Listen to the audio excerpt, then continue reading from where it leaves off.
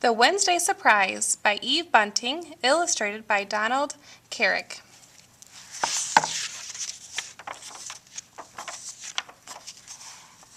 I like surprises, but the one Grandma and I are planning for Dad's birthday is the best surprise of all.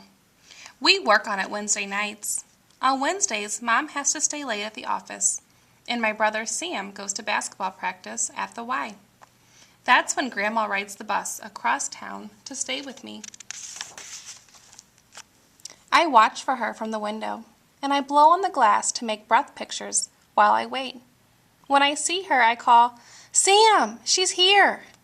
And he says it's okay to run down the long stairs, and wait by the door. "Grandma," I call.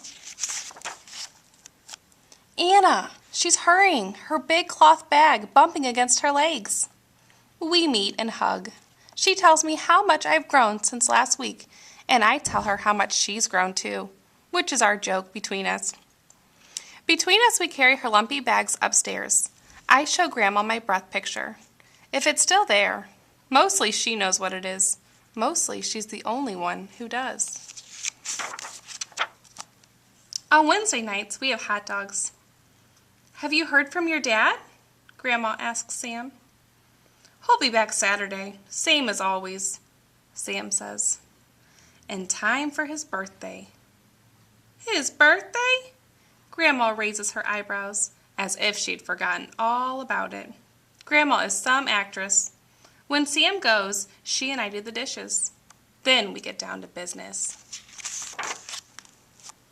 I sit beside her on the couch, and she takes the first picture book from the bag. We read the story together, out loud, and when we finish one book, we start another. We read for an hour, get some ice cream, then read some more. Grandma gives me another hug. Only 7 years old and smart as paint already. I'm pleased. They're all going to be so surprised on Saturday, I say. When Sam comes home, we play card games. And when Mom comes, she plays too. "You'll be here for the birthday dinner?" Mom asks Grandma as she's getting ready to leave. "Oh yes, the birthday," Grandma says vaguely, as if she'd forgotten already, as if we hadn't been working on our special surprise for weeks and weeks. Grandma is tricky. "I'll be here," she says. Sam walks Grandma to the bus stop. As they're going down the stairs, I hear him say, "What have you got in this bag, Grandma? Bricks?" That makes me smile. Dad comes home Saturday morning, and we rush at him with our happy birthdays. He has brought Sam a basketball magazine and me a pebble, smooth and speckled as an egg, for my rock collection. "I found it in the desert, close to the truck stop," he says. It was half covered with sand. I hold it, imagining I can still feel the desert sun hot inside it. How long did it lie there?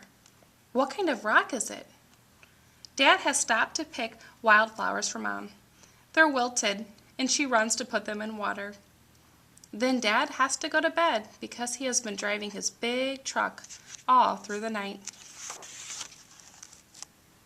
While Dad sleeps, Sam and I hang red and blue streamers in the living room. We help Mom frost the cake. We've made Dad's favorite dinner, pot roast, and our gifts are wrapped and ready. I watch for Grandma and help carry the bag upstairs. Wow, Sam should feel how heavy it is now. Grandma has brought a ton of books. We hide the bag behind the couch. I am sick from being so nervous.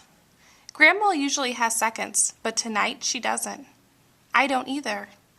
I can tell Mom is worried about the pot roast, but Grandma tells her it's very good. "Are you feeling well, Mama?" Dad asks Grandma.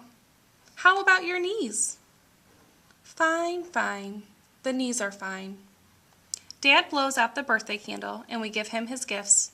Then Grandma shoots a glance in my direction, and I go for the big bag and drag it across to the table. I settle it on the floor between us. "Another present?" Dad asks. "It's a special surprise for your birthday, Dad. From Grandma and me. My heart's beating awfully fast as I unzip the bag and give the first book to Grandma. It's called Popcorn. I squeeze Grandma's hand and she stands and begins to read. Mom and Dad and Sam are all astonished. Dad jumps up and says, "What's this?"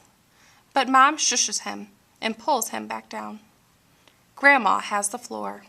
She finishes Popcorn, which takes quite a while, gives the book back to me, and beams all over her face. My goodness! Mom is beaming too. When did this wonderful thing happen? When did you learn to read? Anna taught me, Grandma says. On Wednesday nights, I add. And she took the books home and practiced. You are always telling me to go to classes, Grandma says to Dad. She looks at Mom.